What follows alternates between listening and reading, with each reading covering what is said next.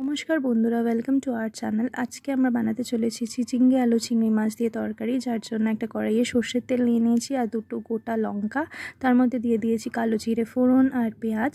এর মধ্যে দিয়ে দেবো 100 গ্রাম মতন চিংড়ি মাছ। চিংড়ি মাছগুলো দেওয়ার পরে ভালো করে একটু নাড়িয়ে চাড়িয়ে এটাকে ভাজা ভাজা হয়ে যেতে দিতে হবে। ভাজা ভাজা হয়ে গেলে তারপরে আমরা সবজিগুলো একে একে অ্যাড করে দেবো। সবজির মধ্যে কিছুই না, জাস্ট চিচিঙ্গে আর আলু অ্যাড করব।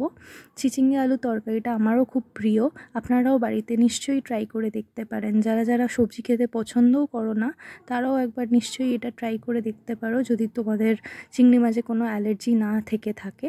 এরপর আমরা অ্যাড করে দিলাম স্বাদ মতো নুন আর হলুদ গুঁড়ো। এইগুলো অ্যাড করে দেওয়ার পরে ভালো করে একটু নাড়িয়ে ছাড়িয়ে ভালো করে মিক্স করে নেব সবজির মধ্যে মিক্স করে নেওয়ার পরে এটাকে ঢাকা দিয়ে হতে দিতে হবে অ্যাটলিস্ট 5 থেকে 7 মিনিট মতন। এবার আমরা ঢাকাটা চাপিয়ে দেব। ঢাকাটা চাপিয়ে দেওয়ার পরে 5 থেকে 7 মিনিট হয়ে গেলে একবার ঢাকাটা খুলে দেখে নেব কত দূর হয়েছে। এবার দেখে নেওয়ার পরে এখনও যেহেতু জল ছাড়েনি সবজি থেকে, আবার ঢাকা দিয়ে 5 থেকে 7 মিনিট হতে দিতে হবে। আবার ঢাকাটা তুলে দেখে নিলাম, এখন জলটা ছেড়ে দিয়েছে। এবার যেহেতু জলটা ছেড়ে দিয়েছে আরও এটা 5 থেকে 7 মিনিট যতক্ষণ না জলটা মরে যাচ্ছে ততক্ষণ ঢেকে আমাদের করতে হবে।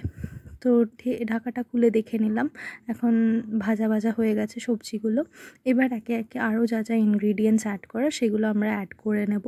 এবার আমরা অ্যাড করে নিচ্ছি একটা গোটা টমেটো, তার মধ্যে দিয়ে দেব জিরে গুঁড়ো অ্যাড করার পরে এটাকে ভালো করে মিশিয়ে নেওয়ার পরে আমাদের আরও 5 থেকে 7 মিনিট মতন ঢেকে রান্না করতে দিতে হবে।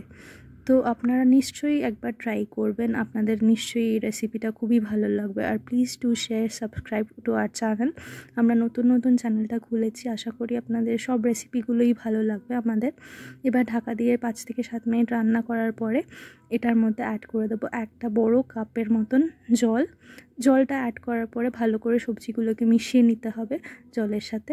মিশিয়ে নেওয়ার পরে ভালো করে ঢেকে এটাকে হতে দিতে হবে যতক্ষণ না জলটা শুকিয়ে যাচ্ছে। একবার তুলে দেখে নিলাম জলটা এখনও শুকায়নি, যেহেতু আবার ঢেকে আমাদের রান্না করতে হবে।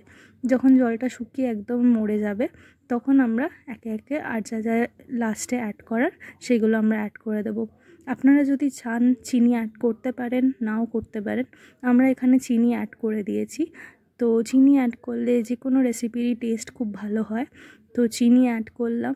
আর আমরা চেখে দেখেছিলাম নুনটা একটু কম হয়েছিল, তাই জন্য একটু নুন আর জিরে গুঁড়ো লাস্টে অ্যাড করে দিলাম, আর তারপরে ধনেপাতা অ্যাড করে দিলাম। এরপর আমরা সব কিছু মিশিয়ে নেব ভালো করে। মিশিয়ে নেওয়ার পরে আপনারা কিছুক্ষণ এটাকে ভাজা হতে দিতে হবে। হয়ে গেলে এটাকে আপনারা গরম ভাতের সাথে নিশ্চয়ই খেয়ে দেখতে পারেন। সবার আশা করি রেসিপিটা খুবই ভালো লাগবে। Thank you for watching and welcome to our channel and please do like, share, subscribe to our channel. And আপনারা বানালে একবার কমেন্ট করে নিশ্চয়ই জানাবেন।